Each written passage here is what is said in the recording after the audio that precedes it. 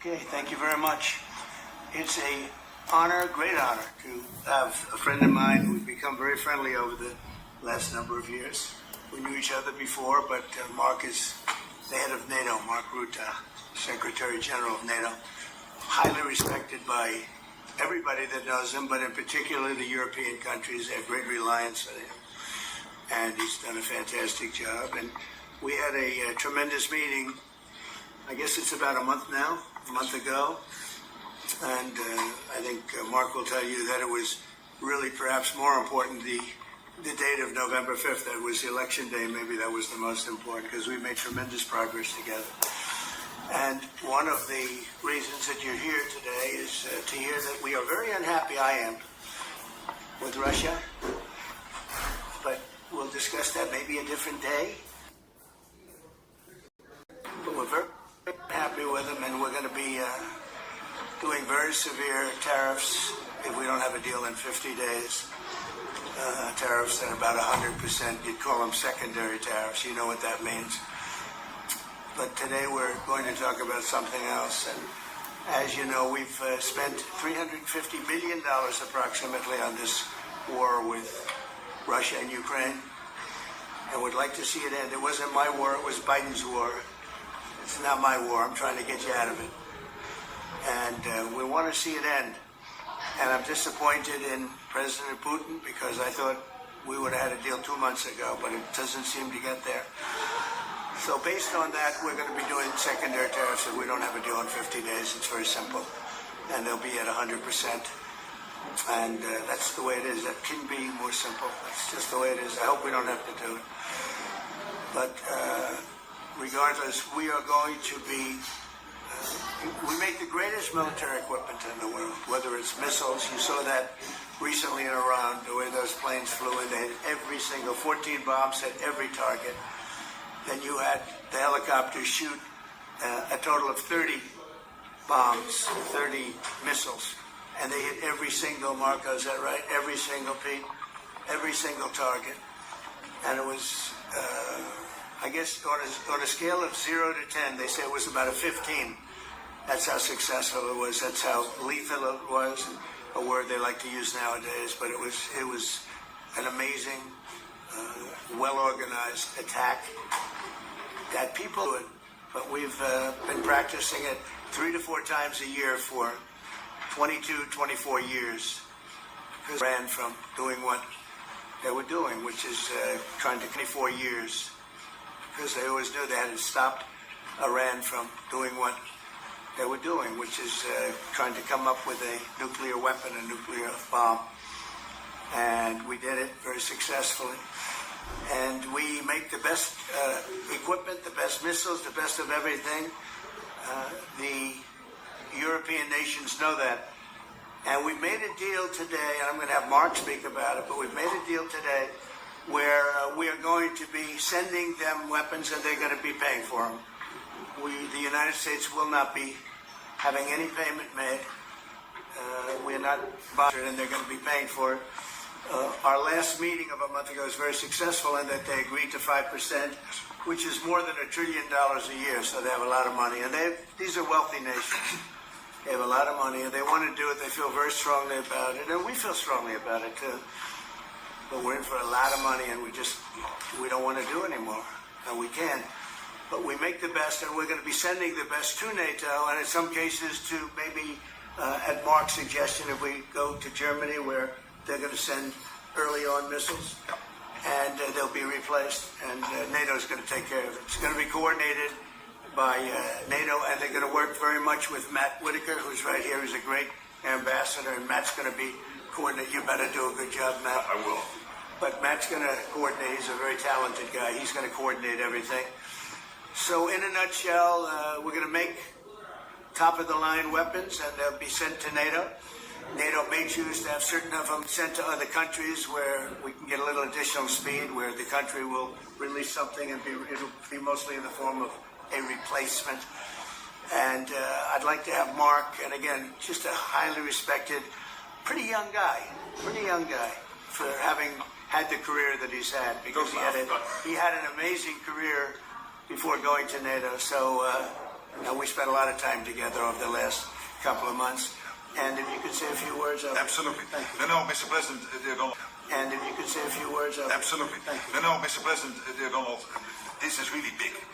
This is really big. You called me on Thursday that you had taken a decision. And the decision is that you want Ukraine what it needs to have to maintain, to be able to defend itself against Russia, but you don't want Europeans to pay for it, which is totally logical. And this is building on the tremendous success of the NATO summit. The 5%, but also the decision to keep Ukraine strong and the decision to increase our defense industrial production. So based on that, that was Europe stepping up. This is again Europeans stepping up. So I've been in contact with many countries. I can tell you that at this moment, Germany massively, but also Finland and Denmark and Sweden and Norway, the United Kingdom, the Netherlands, Canada, they all want to be part of this. And this is only the first wave. There will be more. So what we will do is work through the NATO systems to make sure that we know what Ukrainians need, so that we can make packages. Of course, in a way, we discussed it this morning with Pete Hegseth at the Pentagon, in a way that, of course, the US will keep on its stockpiles necessary to defend this country. That's absolutely clear. But it will mean that Ukraine can get its hands on really massive numbers of military equipment, both for air defense, but also missiles, ammunition, etc., etc. So if I was Vladimir Putin today and hear you speaking about what you were planning to do in 50 days and this announcement, I would reconsider whether I should not take negotiations about Ukraine more seriously than I was doing at the moment, if I was Vladimir Putin. But when I'm Ukraine, I think this is really great news for them. So I really want to thank you for that. And it means the Europeans paying for it. And again, I mentioned all these countries, we will deal with that. And exactly as you said, that might also mean that countries will move equipment fast into Ukraine and then the US later backfilling it because speed is of the essence here. So really, thank you. This is important. You did a great job. It's a really great job.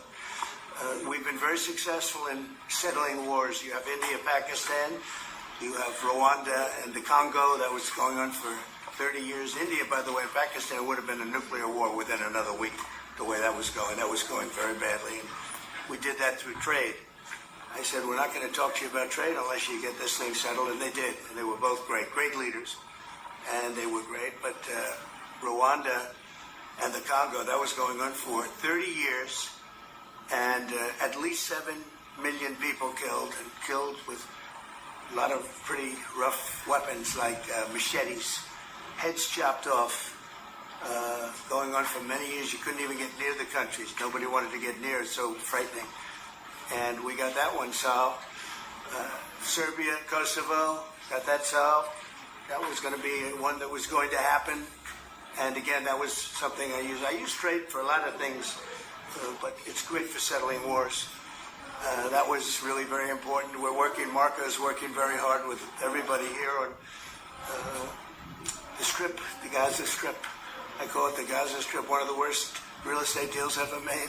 They gave up the oceanfront property, one of the worst deals ever made, but it was supposed to bring peace, and it didn't bring peace. It brought the opposite. But we're doing pretty well on Gaza. Steve Witkoff is here, and I think we could have something fairly soon to talk about.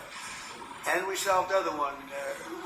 One that we just seem to have, Armenia and Azerbaijan. It looks like that's going to come to a conclusion, successful conclusion.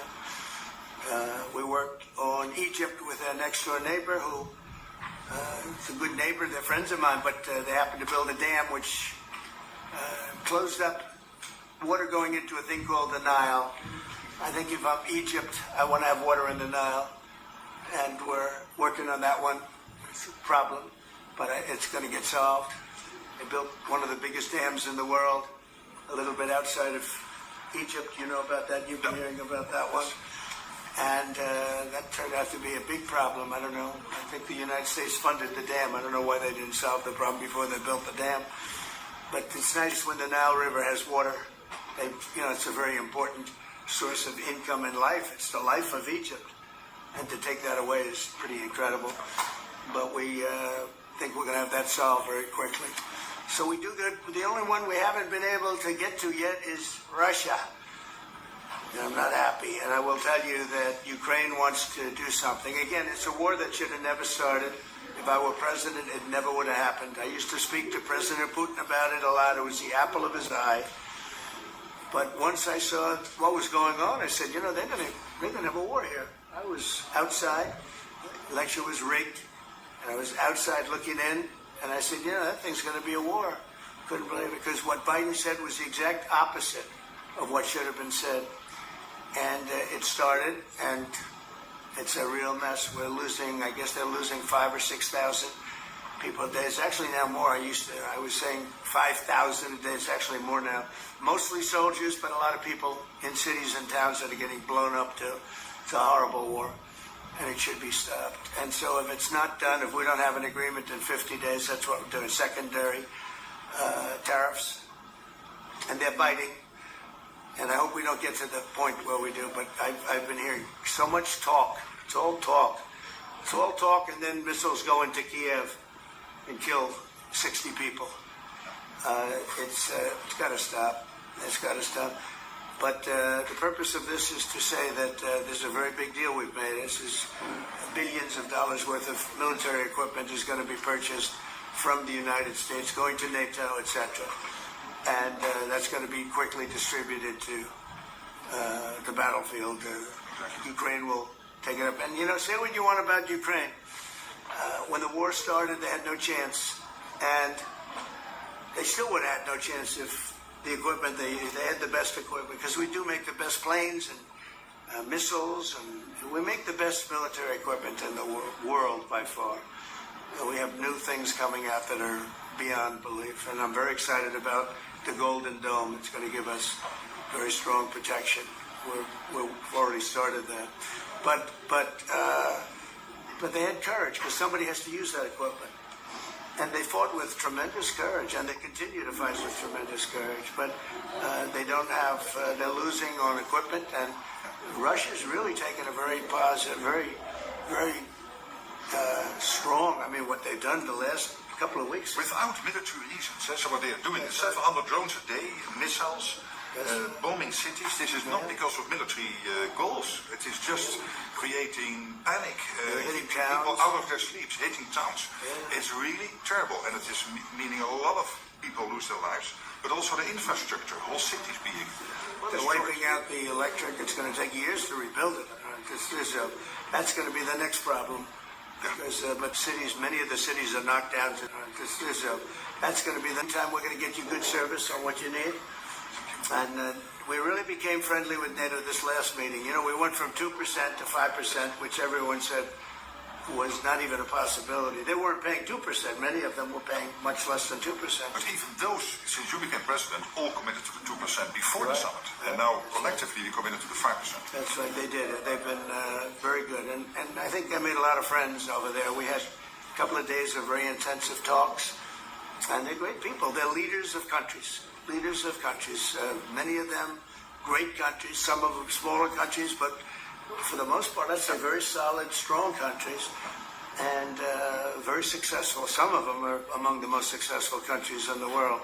So that's just going. We hope that's going to have an impact on Vladimir Putin, and we hope it's going to have an impact on Ukraine also. We want to make sure that Ukraine does what they have to do. All of a sudden, they may feel emboldened, or maybe they don't want. This is a very difficult situation. Ukraine wants a peace deal. I think so. And they will stay committed to that, there's no doubt. They want it. But the Russians have to become... They have to continue to want it, though. Yeah, I agree. You and I will make sure of that. All of a sudden they get no... You and I will make sure of that. We'll make sure. I feel confident that they will do what has to be done. Plus, we have certain parameters that both sides know. And we already know what should be done. So I think that's going to be... it's going to be very strong. We want everlasting peace. Any questions, please? Yes. Thank you, President. What was the tipping point for you in making this decision? Was it a conversation with President Putin? Was it his intelligence? And why are you getting 50 more days? I think I think it's a very short period of time. I think, don't forget, I've just really been involved in this for not very long. And it was an initial focus. This is a Biden war. This is a Democrat war, not a Republican or Trump war. This is a war that would have never happened. It shouldn't have happened. A lot of people being killed. When the final numbers come in, you're going to see a lot more people are being killed in this war than you think, than you've been writing about. It's a very deadly war. They're all bad, but this is a very deadly war. The numbers are going to be far greater. When an apartment house comes down, and they say 2 people were slightly injured. No, many people were killed. And those numbers will be at some point accurately reported. So far, they're not. It's a deadly war. I think that you're just going to see. I think you're going to see strong movement. I hope so. I hope so.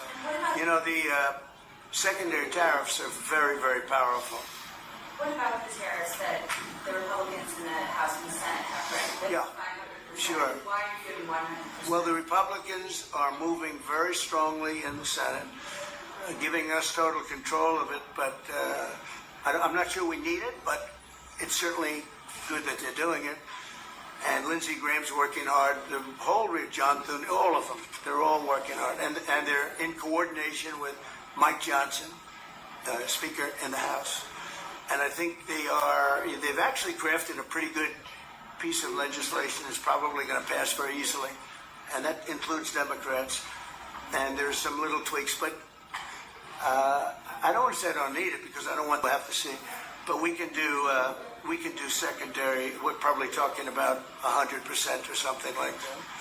We can do secondary tariffs without the Senate, without the House.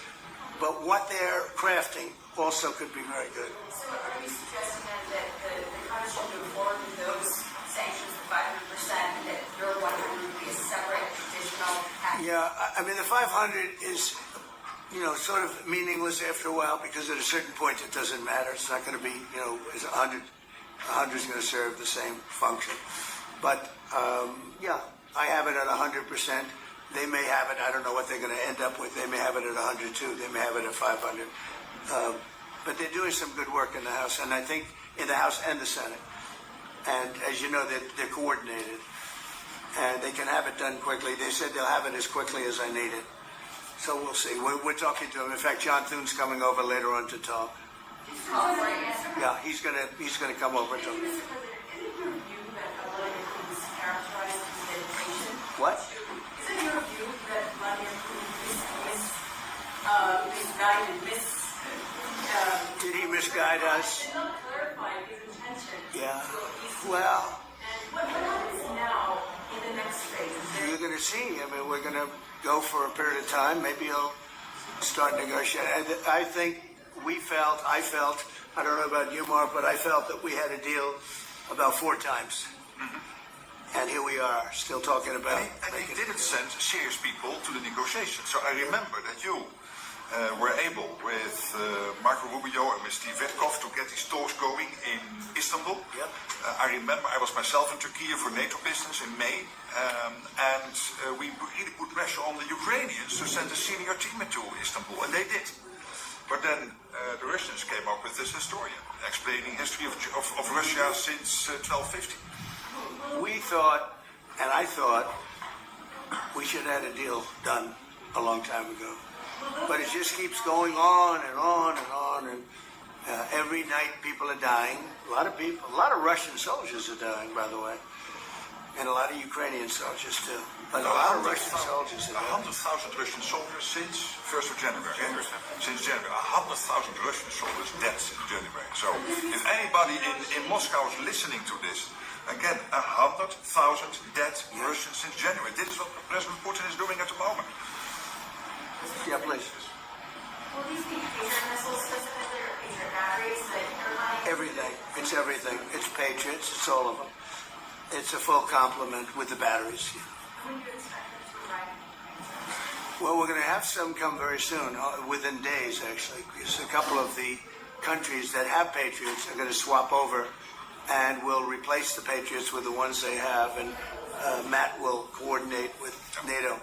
But so it's going to be, they're going to start arriving very soon. And this afternoon, Boris Pistorius, the German defense minister, is visiting Pete Hegseth, Secretary of Defense, and we'll discuss also, I think, on this whole Patriot thing. Norway is involved, so that's on the Patriots, but this whole deal is also about missiles, about ammunition, so it's broader than Patriots.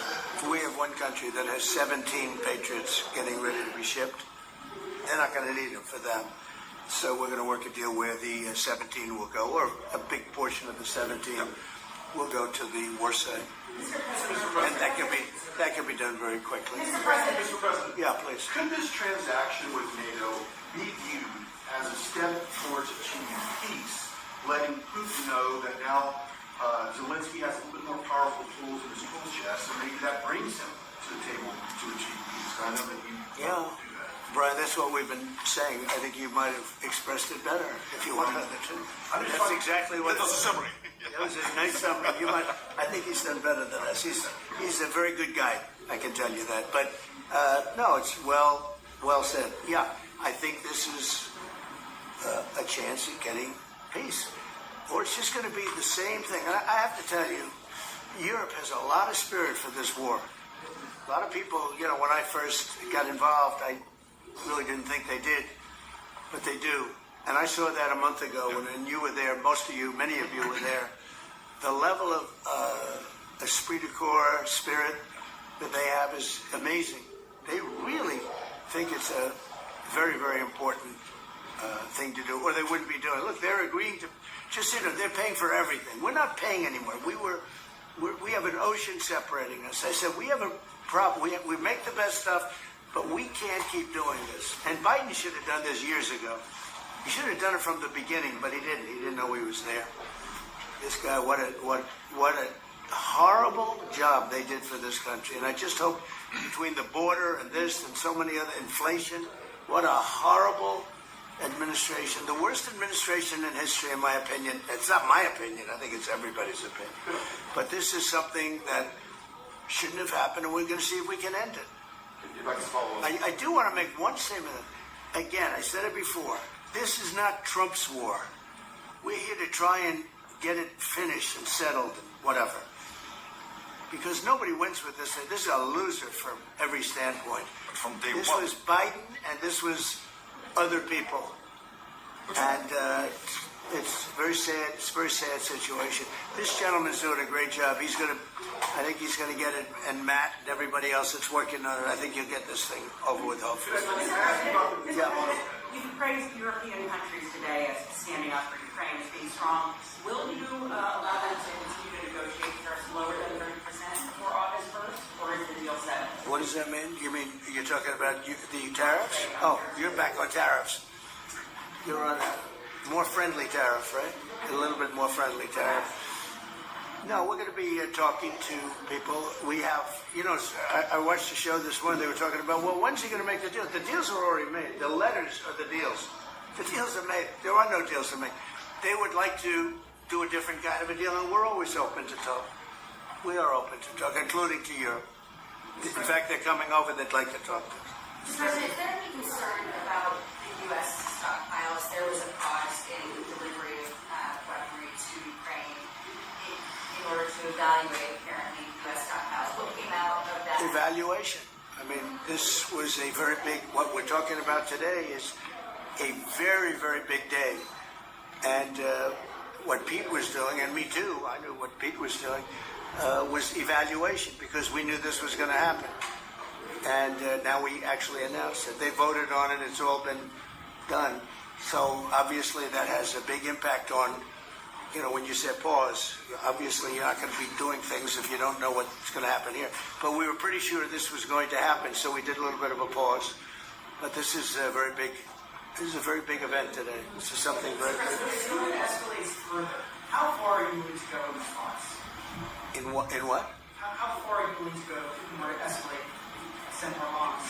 Don't ask me a question like that. How far? I don't know. I want to get the war settled. They're not Americans that are dying in it, and I have a problem, and JD has a problem. It's a stance that he's had for a long time. They're not Americans dying, but there are a lot of people dying, and on something that should be able to be settled. And we all agree with that. This group of people, we want to defend our country, but ultimately, having a strong Europe is a very good thing. It's a very good thing. So I'm okay with that. Yeah, please, in the back. Yeah, it's going to be what the Europeans are willing to pay for. And it sounds like, are you ruling out the U.S. paying some additional weapons to withdraw that authorities? Shall I try to answer it? Because basically what the president is saying, that he is willing, of course, taking consideration what the US needs itself. So it's not that you can have a shopping list, you can order whatever you want, because the US has to make sure that the US keeps its hands on what the US needs, also to keep the whole world safe, because in the end you are the police agent of the whole world. You are the most powerful nation on earth, the most powerful military on earth. But given that, the US has decided to indeed massively supply Ukraine with what is necessary through NATO. Europeans 100% paying for that. And what we have been doing over the last couple of days is talking with countries, and I just mentioned the ones who in the first wave immediately said, we want to chip in. And then you are really talking about big numbers. Take Germany visiting today, they are really talking about big numbers. I will say that I spoke with Germany, spoke with most of the larger countries, and they are really enthusiastic about this. They want to, and they're willing to go very far. I will tell you, as for your question, how far would I go? They want to go very far. They don't want this to happen. That's why I think from Putin's standpoint, it would really be good. He gets the country, his economy is doing very poorly, and he's got to get his economy back. He's got to save his economy. He could save his country in a sense, but the economy can be destroyed. He's destroyed a lot of countries over the years. He wants to get that economy back. And, he's got a great country for trading and other things. If they could use the assets instead of war, he's got some tremendous potential. That's what I would say. How did you go over this news to Putin? Say? How did you tell Putin this is happening? I speak to him a lot about getting this thing done. And I always hang up and say, well, that was a nice phone call. And then missiles are launched into Kiev or some other city. And I said, it's strange. And after that happens 3 or 4 times, you say, the talk doesn't mean anything. I go home, I tell the First Lady, I spoke to Vladimir today. We had a wonderful conversation. She said, oh, really? Another city was just hit. So it's like, look, he's, I don't want to say he's an assassin, but he's a tough guy. It's been proven over the years. He's fooled a lot of people. He fooled Bush. He fooled a lot of people. He fooled Clinton, Bush, Obama, Biden. He didn't fool me. But what I do say is that at a certain point, ultimately talk doesn't talk. It's got to be action. It's got to be results. And I hope he does it. It's potentially such a great country to be wasting so many people on this and the money. And look at what's happened to his economy. Look at what's happened. So, And with the threat in 50 days, Yeah. the economy will be hit very hard. I mean, look, I hope he's going to do it. He knows the deal. He knows what a fair deal is. If there is such a thing as a fair deal, there's no winners here. This is a loser. This is a loser. And I dealt with him from the beginning. It wouldn't have happened, but I will say Ukraine was the apple of his eye. We talked about it. It was the apple of his eye, but it wasn't going to happen. And he understood that. It wasn't going to happen. And then I noticed, after I was out, soldiers forming at the border. And then I heard horrible, stupid things being said from the other side. And I said, they're really handling it very, very wrong. It's a shame. Yeah. Can I say one thing, and that is about all this Putin. I think you did exactly what I hoped you would do. That is breaking the deadlock, starting the conversation, because you have to test him. I know Putin very well from the days I was Prime Minister in the Netherlands. You have to test him. And you did this, and you really gave him a chance to be serious, to get to the table, to start negotiations. Steve Witkoff, Marco Rubio, we all tried to help you. But you've now come to a point where you say, well, hey... We actually thought we had probably 4 times the deal. Yeah. I mean, you would call and you said, this looks good. Yeah. And then the deal wouldn't happen because bombs would be thrown out that night and you'd say, we're not making any deals. It was like... But you breaking the deadlock was crucial because you had to start that process. And you were the only one who was able to do that. I think we'll get it done. Do you think he's reasonable enough to negotiate? Yeah, I think we're going to get it done. I think, look, this is a very powerful situation. You have very wealthy countries buying the best equipment in the world. And we have the best equipment in the world. We make equipment like no other. Our submarines, nuclear submarines, are so powerful. They're the most powerful weapon ever built. And we have the best in the world they're 20 years behind, 25 years behind us. We have the greatest equipment anywhere in the world. I just hope we don't have to use it. Yeah, please. Thank you, Mr. President. On a separate topic here, President Biden, of all people, spoke to the New York Times over the weekend. He did not speak to them on record during his time in office at all, but spoke to them recently. And he defended his use of the document and said that he signed it. Tremendous scandal. And I know the people on the other side of the, see that desk, that Resolute desk? Unfortunately, he used it before me. But, you know, we have our choice of 7 desks. They're all beautiful. But I chose the Resolute, and so did he, unfortunately. But the people on the other side of the Resolute desk, I know them. Lisa, the whole group, and they're no good. They're sick people. And I guarantee he knew nothing about what he was signing. I guarantee it. So they're going to figure it out, and we'll see what happens. But to me, the auto pen, you know, you elected president. You know what the auto pen is supposed to do? Sign thousands of letters from young people that write. We get thousands of letters a week, Susie, right? Thousands. I mean, tens of thousands sometimes. I look at a room, there's a room where we have many, many people working, responding and sending letters back. That's what an auto pen's supposed to be. To write to a young 7-year-old boy that writes to the president, and he wants to be president someday, and he loves America. That's what the auto pen's supposed to be. It's not supposed to be for signing major legislation and all of the things. No, the auto pen, and I doubt he knew. I doubt they even spoke to him about it. I think they had, it's called the freewheeling auto pen. Like, Biden was never for open borders.